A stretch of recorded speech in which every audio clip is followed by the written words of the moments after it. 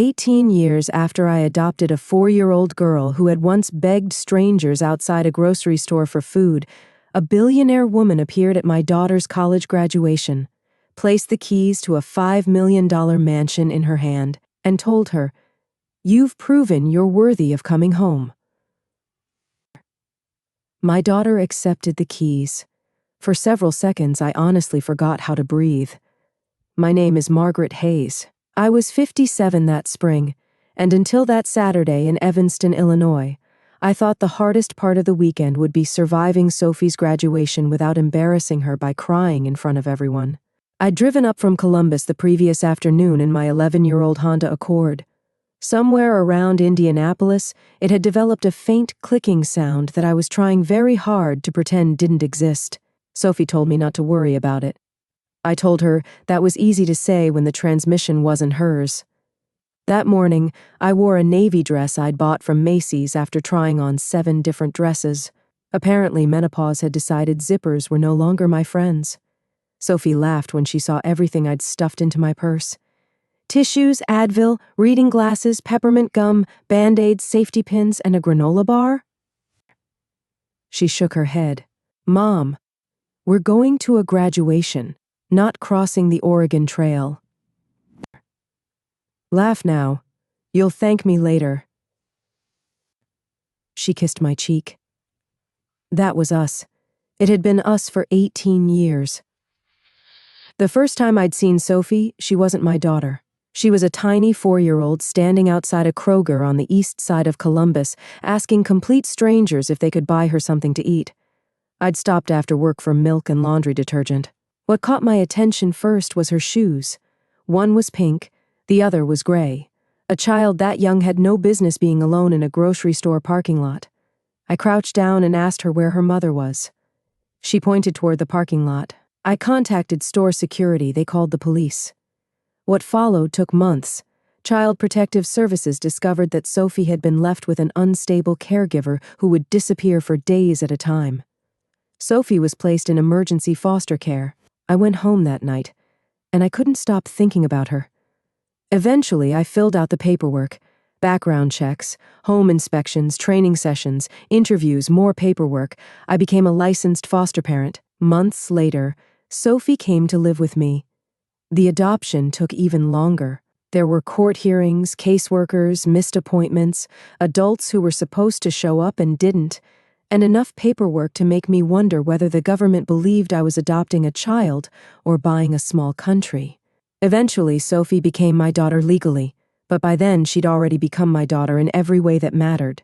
I was 39, single. I worked payroll for a grocery distributor outside Columbus. It wasn't glamorous, but the insurance was good and my paycheck arrived on time. We had enough. Usually. There were braces on a payment plan, Saturday mornings at 6 for swim meets, a refurbished laptop for high school, a used Honda Civic when she turned 16. Once, I turned down a management promotion because it required traveling almost half the month. And there was Daniel. Daniel and I dated seriously when Sophie was in elementary school. One evening, I canceled dinner because Sophie had a fever. Daniel looked across the kitchen at me and said, "Everything in your life revolves around that kid." I remember staring at him. "She's 9, Daniel. It's supposed to." That relationship didn't last much longer. I won't pretend every sacrifice was easy. Some nights I was exhausted. Some years I worried constantly about money. There were moments when I wondered whether I'd ever have much of a life outside motherhood. By 57, my knees complained whenever I used the stairs, and my retirement account was nowhere near where I'd once hoped it would be. But that Saturday morning, watching Sophie walk across the stage at Northwestern with honors in biomedical engineering, none of it seemed important. I was so proud that I could barely clap. After the ceremony, we pushed through the crowd taking photographs. That's when I noticed Sophie checking her phone. Once, then again. "Everything okay?" "Yeah." She checked it a third time. I gave her the look I'd perfected somewhere around her middle school years. She sighed. "There's someone here I wasn't sure would actually come."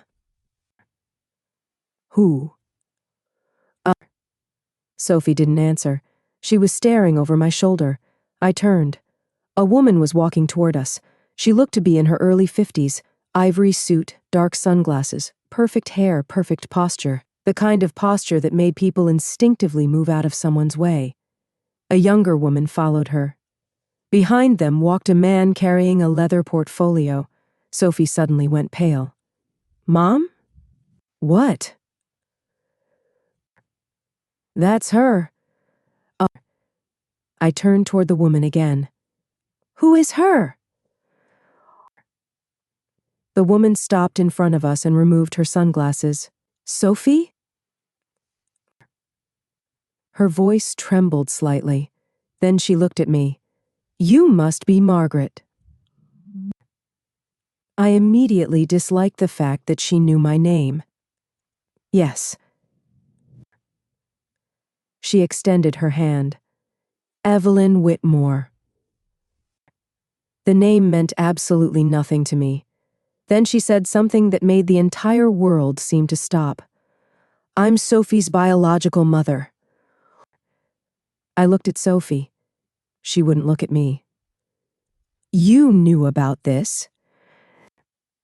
Only for a few weeks. A few weeks? She emailed me. Why didn't you tell me? I was going to. Evelyn stepped forward. I asked Sophie to let me explain everything in person. That irritated me immediately. You asked my daughter to keep something this important from me? Mom, Sophie said quietly. I stopped. She was 22, not 12. That difference suddenly mattered. Evelyn opened the leather portfolio and pulled out a photograph. It showed a massive stone house surrounded by mature trees. This property is in Lake Forest, she said. Sophie frowned. Evelyn reached into her bag and produced a small leather box. She handed it to Sophie. Sophie opened it. Inside were keys. What are these? The house. Sophie stared at her. Evelyn smiled. It's yours. I actually thought I'd misunderstood. I later learned the property was worth nearly $5 million. At that moment, however, all I knew was that a woman who had been absent for 18 years had suddenly appeared at my daughter's graduation and was offering her a home worth more money than I'd earned in my entire lifetime. Evelyn placed a hand over Sophie's. You've proven you're worthy of coming home. That sentence bothered me. Proven. As if Sophie had spent her entire childhood unknowingly taking an examination. Sophie stared at the keys. Then she closed her hand around them. My stomach dropped. And I hated myself for the thought that crossed my mind. Maybe this really was enough. Not because Sophie was greedy, she wasn't. But she was 22, and someone had just offered her a life I could never have provided. Sophie turned toward me. Mom. I forced myself to meet her eyes. She held the keys tightly. Before I decide anything, I need to know why she came back. Then she turned toward Evelyn. Evelyn smiled. And standing there among hundreds of families celebrating their graduates, I realized something. Whatever Evelyn Whitmore wanted, this wasn't going to end with a house. That evening, Evelyn invited us to dinner at an expensive restaurant in downtown Chicago, where the menus didn't include prices. That alone told me everything I needed to know. I told Sophie I wasn't going. She sat on the edge of the hotel bed, still wearing the dress she'd worn beneath her graduation gown. The $5 million house keys rested on the nightstand beside her phone. Mom. No. I need answers. You can get answers over the phone. She looked at me. No, I can't. I folded my arms. It was a ridiculous position to take. I knew it even while I was taking it.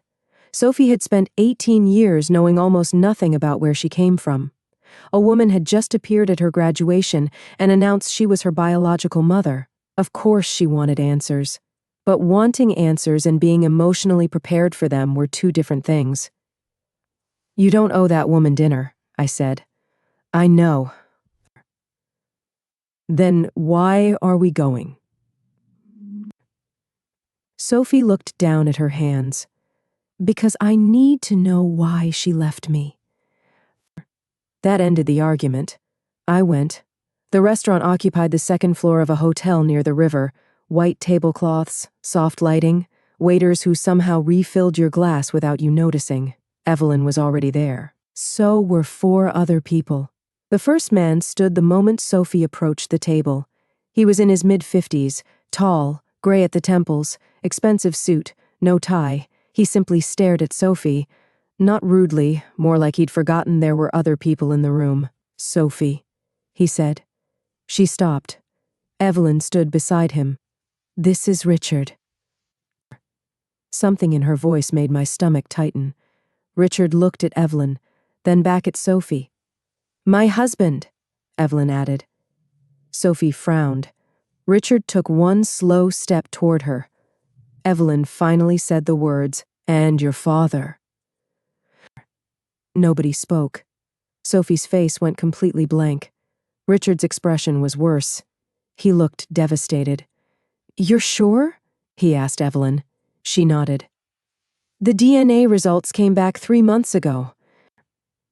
Richard looked at her. 3 months? Oh.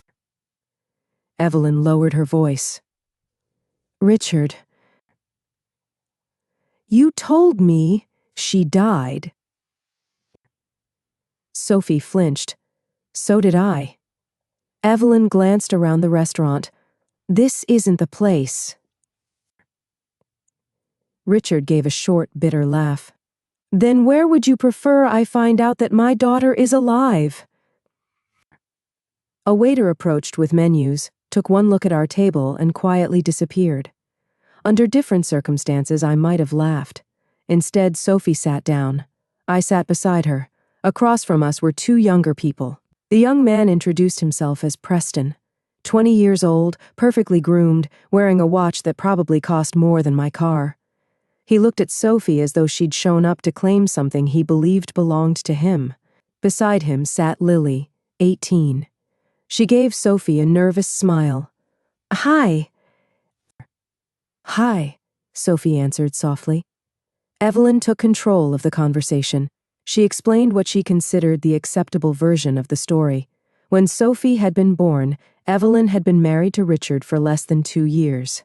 She had been involved in an affair.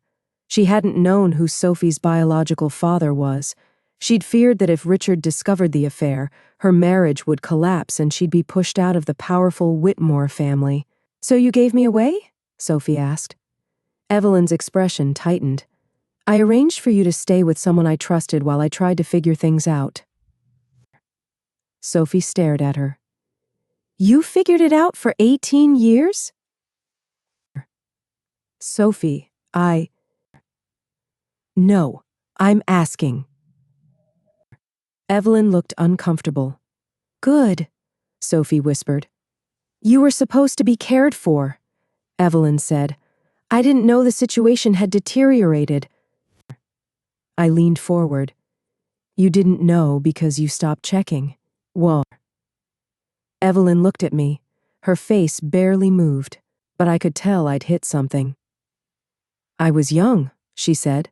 I almost laughed. She had been 29. At 29, I'd had a mortgage, a full-time job, and enough common sense to understand that you don't simply lose track of a child because adulthood becomes inconvenient. I kept that thought to myself. Richard looked sick. "You told me the baby didn't survive." Evelyn whispered, "I was afraid." "Of me?" "Of losing everything." Richard stared at her, and there it was. The first genuinely honest thing anyone had said that night. Preston shifted in his chair. "Can we not do this here?" Richard snapped. "No one asked you." That shut him up. For about 3 minutes. Dinner arrived, although I couldn't remember ordering anything. Sophie barely touched hers. Evelyn began talking about family, mistakes, second chances. Then she returned to the house. "It's fully furnished," she said. "You could move in whenever you want." Sophie looked up. "Why would I move to Lake Forest?" "It would give you time to get to know everyone." "I have a job search." "Oh, we can help with that." Preston muttered something. Sophie heard him. "What?" "Nothing." "Say it." He leaned back. "Just because there's DNA doesn't mean everything changes." Sophie blinked. "I didn't ask anything to change." "You don't have to." Richard put his fork down. "Preston." "What?" "Everyone is thinking it." Lily frowned. "No, they're not." Evelyn quickly interrupted. "This is difficult for everyone." Sophie looked at her. "Why now?" Evelyn folded her hands. "Because now we know the truth. Your family." Lily, who had been quietly tearing her dinner roll into tiny pieces, suddenly said, "And Grandpa's changing the trust." The entire table froze. Evelyn turned sharply. "Lily?" Lily looked confused. "What?" "You don't need to discuss that." "But you said everybody knew." Preston closed his eyes. Richard stared at Evelyn. Sophie looked from one face to another. "What trust?"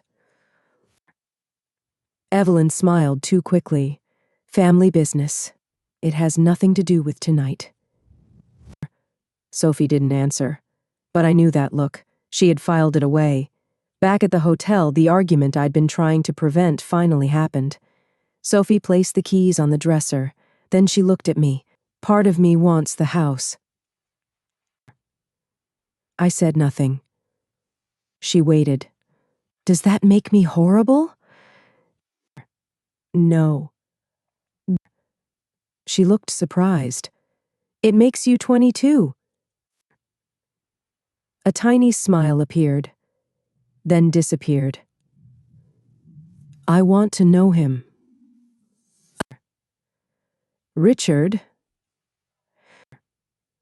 She nodded. "And Lily." I sat across from her. "That's fair." "And I want to know what that life is like." There it was, the part that hurt. Sophie continued. "I spent 4 years checking my bank account before buying groceries. You spent my entire childhood worrying about bills. I know money isn't everything, Mom, but I'd be lying if I said it means nothing." Don't confuse money with family. The moment I said it, I knew my tone was wrong. Sophie heard it too. "I'm not." "It sounds like you are." Her eyes hardened. "And you sound like you've already decided what I'm allowed to feel." That isn't what I said. You don't get to make me feel guilty because I'm curious. I'm trying to protect you. From what? Knowing where I came from? No. From people who suddenly decided you matter. Sophie stood. Then she said the one sentence she regretted before the words had even finished leaving her mouth. "You got 18 years with me." Silence. Her hand flew to her mouth. Mom, I didn't mean. I know. I stood and walked into the bathroom. I didn't slam the door. I simply closed it. Then I sat on the toilet lid, holding a hotel towel because apparently hotel bathrooms are where 57-year-old mothers go when they don't want their adult daughters to hear them cry. A few minutes later, Sophie knocked. I'm sorry. I wiped my face. I know. And I did. She was confused. So was I. The next morning, before Evelyn left the hotel, I asked her one question. When did you first know Sophie was alive? She paused. Years ago. How many? Her expression cooled. Does that really matter now? I stared at her. Yes. She didn't answer. That afternoon, my phone rang. A woman introduced herself as Margaret Sloane, an attorney representing Charles Whitmore. I believe there's information you and Sophie should see before she makes any decisions. I stood beside the hotel window. What information? There was a pause. Photographs. Margaret Sloane didn't begin with an explanation. She simply placed a photograph on the table. I knew exactly when it had been taken. Sophie was 11 years old, riding a purple Schwinn bicycle down our driveway in Columbus. Her hair was tied in a crooked ponytail. A bright green cast covered her left wrist. I picked up the photograph. That was the summer she broke her wrist. Sophie leaned closer. You remember that? Oh.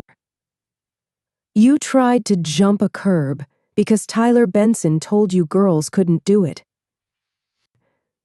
I smiled faintly. I made the curb. Sophie almost laughed. You also made the emergency room. Under any other circumstances, we would have laughed. We didn't. Margaret placed another photograph beside it, me carrying grocery bags from my old Honda. Another showed Sophie sitting on our front porch eating ice cream. Another showed us leaving the house early one morning. Sophie had her backpack. I was carrying a travel mug and looking annoyed about something. Dates and times were printed across the bottom, all from the same summer. Sophie looked at Margaret. Who took these? A private investigator. Who hired him? Margaret looked directly at her. Evelyn Whitmore. Sophie didn't move. I felt something cold settle in my stomach. You're telling me that woman had someone watching our house? Yes. How long? The surveillance itself appears to have lasted several days. The investigation was broader. Sophie picked up the photograph of herself riding the bicycle. She knew. Margaret nodded. She knew where you were. When? You were 11. I pushed my chair back and stood. For 7 years, Evelyn had known. She knew our address. She knew Sophie's school. She knew my name. She had photographs. And she stayed away. Then I remembered something. A gray car. Sophie looked at me. What? Our neighbor Carol used to complain about some man sitting in a gray sedan down the street. The memory came back slowly. Carol Jensen had lived next door for 12 years and considered everything within half a mile her personal jurisdiction. She once called me at work because Sophie had left her bicycle on the lawn. If a strange man had been sitting outside our house, Carol would have noticed. I called her. She answered on the 4th ring. Margaret! Good Lord, I haven't heard from you since Christmas. After explaining everything, I asked about the car. Carol went quiet. That insurance fellow? My fingers tightened around the phone. What insurance fellow? The man in the gray sedan. I asked what he was doing there. He said he was investigating an insurance claim. Sophie closed her eyes. You remember him? Of course I remember him. He parked in front of my mailbox. That was Carol. You could apparently spy on her neighbor's child for days, but blocking her mailbox would get you remembered for 11 years. I thanked her and hung up. Margaret opened another section of the file. There's something else. She showed Sophie a printed email from Evelyn to the investigator. There were reports attached about our household, but one sentence had been highlighted. She looks happy. Do not contact her. Sophie read it, then read it again. She saw these pictures? Yes, they... And that was her response? Margaret nodded. Sophie pushed the page away. For the first time since graduation, I saw something replace her confusion. Anger. Not shouting, not tears, just anger. She could have walked up the driveway. I sat beside her. I know. Margaret explained that Evelyn had checked on Sophie more than once over the years. Not constantly, just enough to know where she was and whether she was safe. Each time she stopped short of making contact. Sophie asked why. Margaret chose her words carefully. Because acknowledging you would have raised questions about your birth, her affair, and what Richard had been told. So I was inconvenient. Margaret didn't answer. She didn't need to. Then we got to the money. Thankfully, Margaret explained it in plain English. Charles Whitmore, Richard's 82-year-old father, had built the family fortune through logistics and commercial real estate. He controlled a massive family trust benefiting his descendants. Recent DNA testing had established beyond doubt that Richard was Sophie's biological father. That made Sophie Charles Whitmore's biological granddaughter. At the same time, Charles was reviewing who would have influence over the family assets. Evelyn and Preston had been pushing for greater control. A public reunion with Sophie could make Evelyn appear to be the person who had reunited the family, rather than the woman who had hidden one of its members for 22 years. Sophie stared at the house keys. So the house is a bribe? I can't tell you what Evelyn intended emotionally, Margaret said. Sophie gave a tired little laugh. You really are a lawyer. Margaret almost smiled. What I can tell you is that you don't owe anyone cooperation. I waited until Sophie stepped outside to take a call. Then I made a mistake. Can she refuse everything? I asked Margaret. The house, the trust, all of it? Yes. But you're asking how to make the decision for her. Sophie was standing in the doorway. I turned. That isn't what I meant. It sounded exactly like that. I'm worried about you. So is Evelyn, apparently. Sophie? Everybody is worried about me, as long as they get to decide what I should do. That's unfair. She stared at me. Then she spoke quietly. Mom, she's trying to tell me who I'm supposed to be. You don't get to do that too. That hurt, because she was right. I sat down. You're right. Sophie looked surprised. I spent 18 years teaching you to think for yourself, I said. I don't get to complain because you actually learned. Her shoulders relaxed. I don't know what I'm going to do. You don't have to know today. That evening, Preston texted her. She showed me the message. You think my mother bought you that house because she missed you? Sophie typed. What do you think? His answer came quickly. I think everybody suddenly loves you because Grandpa is rewriting things. Sophie stared at the screen, then typed, including you? There was a long pause. I don't know you. Sophie gave a humorless smile. She typed, finally, something honest. The next morning, Evelyn called. She was hosting a reception 2 nights later at a luxury hotel in Oak Brook. Family, business associates, longtime friends. She wanted to introduce Sophie properly. I expected Sophie to refuse. Instead, she opened Margaret's folder. She stared at the photograph of herself on the purple bicycle. Then she put the house keys into her purse. You don't have to go, I said. I know. Then why are you? She looked at the photograph again.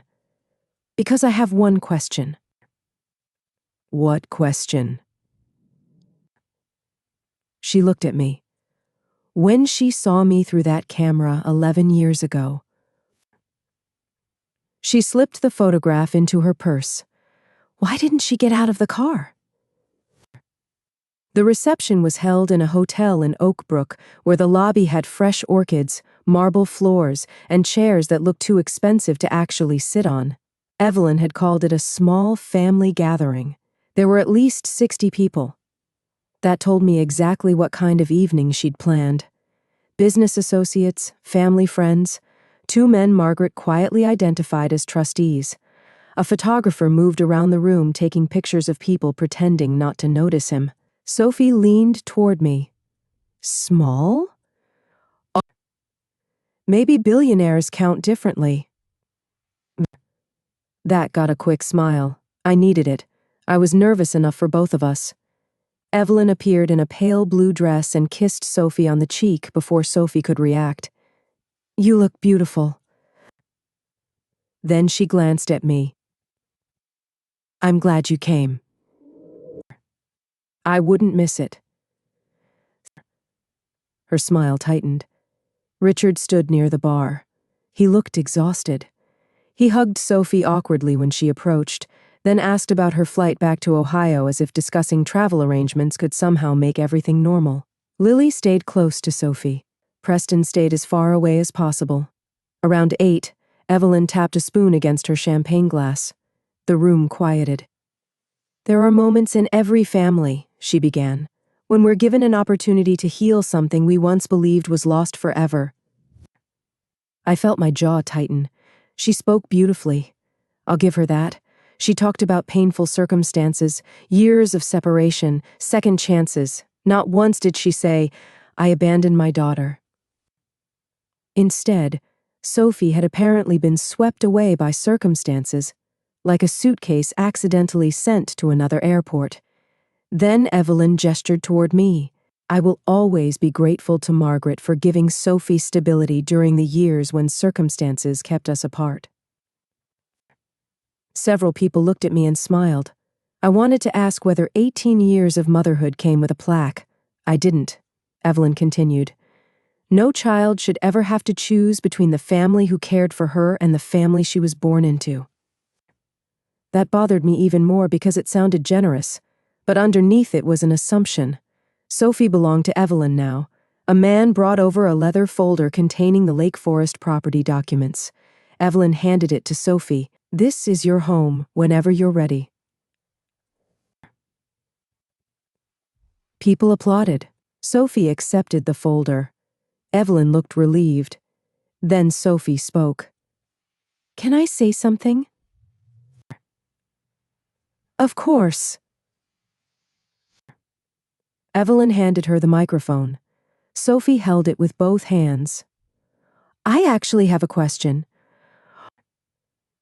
Evelyn's smile remained fixed. Anything. Sophie looked directly at her. What circumstances? Evelyn blinked. Excuse me? You said circumstances kept us apart. The room became quiet. What circumstances? Evelyn gave a soft laugh. Sophie, sweetheart, this probably isn't the time to revisit every painful detail. Sophie looked around the ballroom. You invited 60 people and a photographer to announce that I've come home.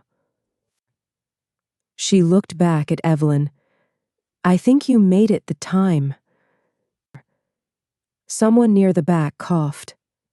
Evelyn's smile vanished. Sophie continued. When did you first know where I was? Evelyn lowered her voice. We've discussed this. No. Oh. Sophie shook her head. You've avoided it. Richard had stopped looking at Sophie. He was watching his wife. Sophie asked again. How old was I? Evelyn took a breath. 11. A murmur moved through the room. Sophie reached into her purse and pulled out the photograph. Did you come see me? Evelyn didn't answer. Did you call? Silence. Did you ask whether I needed anything? Evelyn's face hardened. You were safe. Sophie held up the photograph. You knew because you paid someone to watch me. Richard stepped forward. What? Evelyn turned. Richard, please. You had her followed? I needed to know she was all right. Sophie looked directly at her. Then why didn't you knock on the door? For a moment, Evelyn had no polished answer. Then she found one. Red had given you a stable life. She swallowed. I believed disrupting that would have been selfish. I almost admired the nerve it took to say that. Sophie didn't raise her voice. Then why disrupt it now? Because things are different. How? Now we know the truth. What truth? Evelyn's frustration finally showed. That you're Richard's daughter. You're a Whitmore. Sophie nodded slowly. I was Richard's daughter when I was 11. That landed harder than anything she could have shouted. Richard looked away.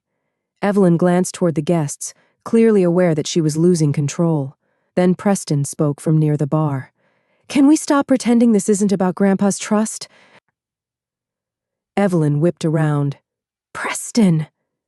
What? Enough.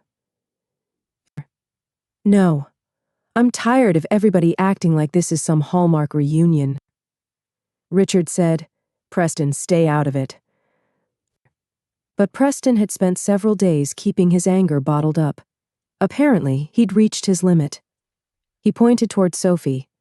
Mom said bringing her back would show Grandpa that the family was united. Sophie went completely still. Evelyn stared at him. That is not what I said. Preston laughed. Seriously? Oh. Stop talking. Why? You were the one freaking out because Grandpa was rewriting everything. The room fell completely silent. Evelyn turned toward Sophie. He doesn't understand what he's talking about. Sophie looked toward Margaret Sloane. Margaret had been standing quietly near Charles Whitmore's representatives. She didn't give a speech. She simply said, Mr. Whitmore's office has records establishing when Mrs. Whitmore located Sophie and the investigations that followed. Evelyn's hand shifted. Champagne spilled over the rim of her glass and ran across her fingers. She didn't seem to notice. This is being twisted, she said. Sophie answered calmly. Then untwist it. I was trying to do what was best. For who? For everyone. Sophie waited. Evelyn looked around the room, at Richard, at Preston, at the trustees. Then something inside her finally snapped. You don't understand what was at stake. Sophie said nothing. Evelyn's voice rose. I was trying to protect this family. Silence. Sophie looked directly at her. From me? Evelyn's expression changed. She knew immediately what she'd said. Richard stepped forward. You told me my daughter was dead. Richard. Then you found her. I can explain. You found my daughter. His voice was quiet now, and somehow that was worse. Evelyn turned toward me. This is what you wanted, isn't it? I stared at her. You've poisoned her against me. That was the first time all night I felt the need to answer. I didn't have to shout. I simply said, You had years to introduce yourself. That ended it. Evelyn looked back at Sophie. The house is still yours. Whatever you think of me, I meant that. Sophie lifted the folder. Unconditionally? Evelyn hesitated. There were 60 people watching. Yes. Sophie nodded. Good. She kept the folder, and the keys. Even I hadn't expected that. On the drive back to the hotel, neither of us spoke for almost 10 minutes. Finally, I asked the question, You're keeping the house? Sophie watched the lights along I-88 pass outside the window. I'm keeping what she gave me. Then she turned toward me. That doesn't mean she gets what she wanted. Sophie didn't move into the Lake Forest mansion. She didn't return the keys either. For the next 2 months, she did something much less dramatic. She hired a lawyer and a tax advisor. That's when I knew I'd raised her right. Victoria, Evelyn, had transferred the property without conditions. Once Sophie's attorney confirmed that, Sophie decided to sell it. One night at my kitchen table in Columbus, she closed her laptop. Mom, I need you not to judge me. That usually means I'm about to judge you. She smiled.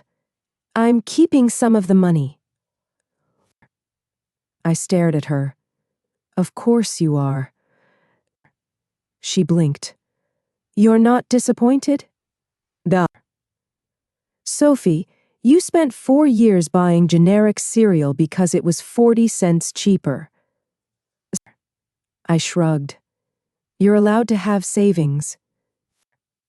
She laughed, then became serious. I don't want to give everything away just to prove Evelyn didn't buy me. Then don't. That seemed to relieve her more than I'd expected. After the sale, taxes, fees, and professional advice, Sophie made sensible decisions. She paid off what remained of her education expenses. She invested part of the money. She created a financial cushion most 22-year-olds could only dream about. She also made a substantial donation to an established Ohio nonprofit that helped young people aging out of foster care with housing deposits, transportation, and education costs. Later, she told me she wanted to establish a scholarship, the Margaret Hayes Scholarship. I stared at her. No. She smiled. I wasn't asking. Sophie. You're not allowed to argue about something named after you. I absolutely am. That was one argument I didn't mind losing. The Whitmore situation was messier. Sophie didn't cut Richard out. I respected her for that. The first few times they met, they barely knew what to say to each other. He couldn't make up 22 years with expensive dinners, and to his credit, he didn't try. He answered questions, even the ugly ones. Why hadn't he questioned Evelyn more? Why had he accepted that his baby had died without demanding enough proof? Some of his answers weren't satisfying, but they were honest. Sophie also kept talking to Lily. Preston was another matter. He stopped sending hostile messages after the reception. A month later, he sent Sophie one text. For what it's worth, Mom lied to all of us. Sophie showed me the message. Are you answering? She thought about it, then typed, For what it's worth, I know. That was all. Sophie kept the name Hayes. Richard once carefully asked whether she'd ever considered adding Whitmore.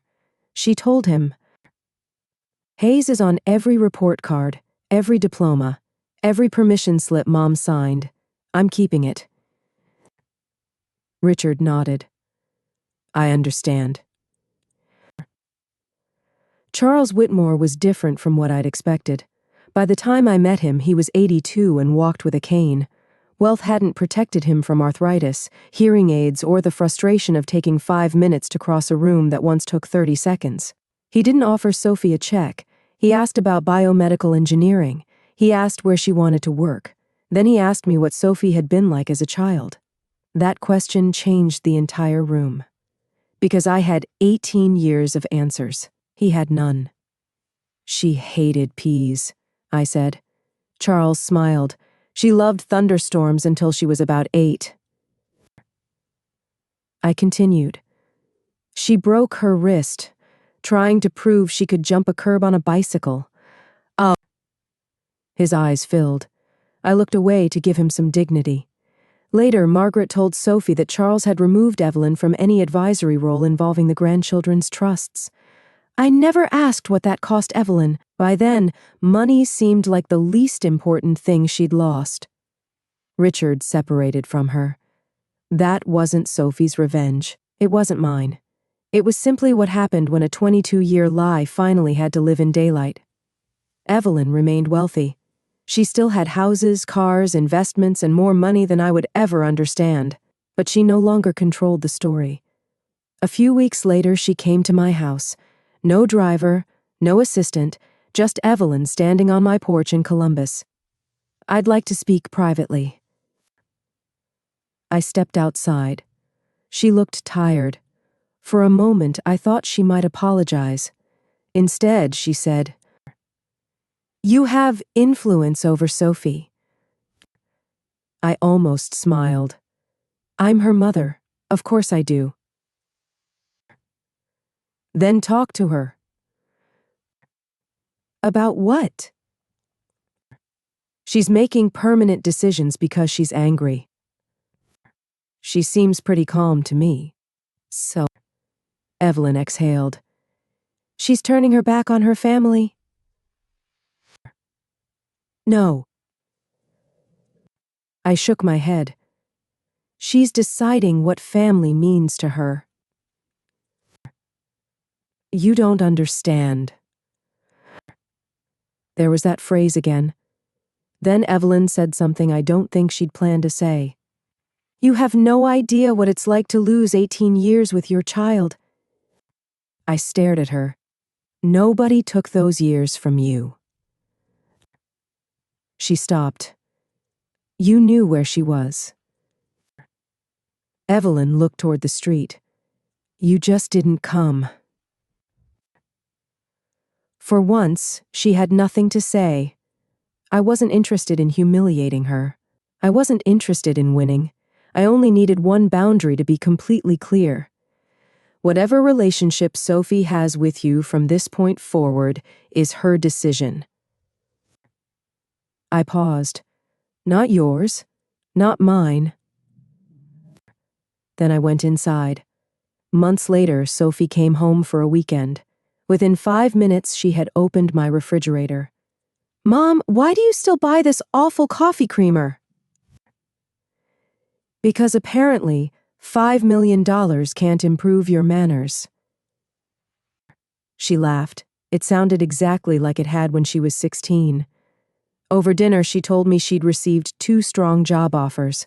One would bring her closer to Ohio. "Don't you dare choose based on me," I said. Sophie smiled. "See? That's the difference." "Between what?" "You always wanted me to build my own life." She pushed her plate aside.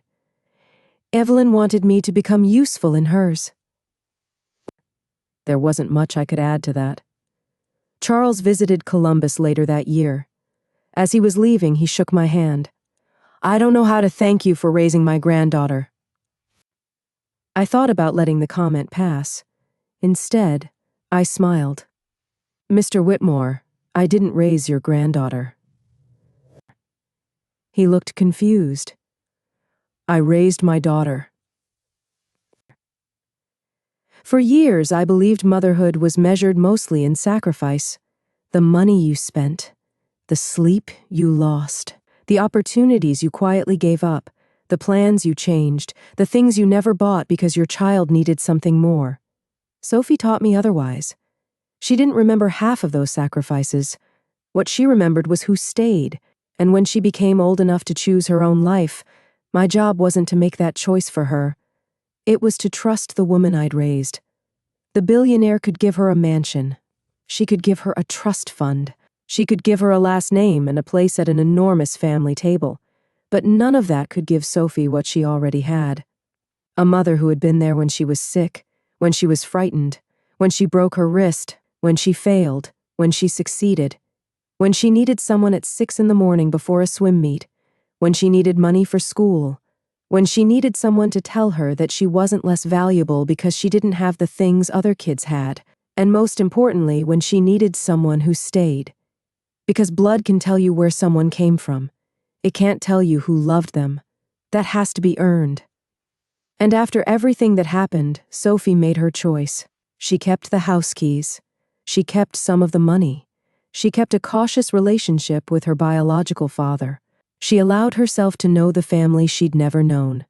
But she kept her own name, her own life, her own future. And, most importantly, she never confused a mansion with a home. Because sometimes the person who gives you everything you could ever buy isn't the person who gave you everything you needed. Sometimes family isn't the person whose blood runs through your veins. Sometimes family is simply the person who stayed. And for 18 years, I stayed.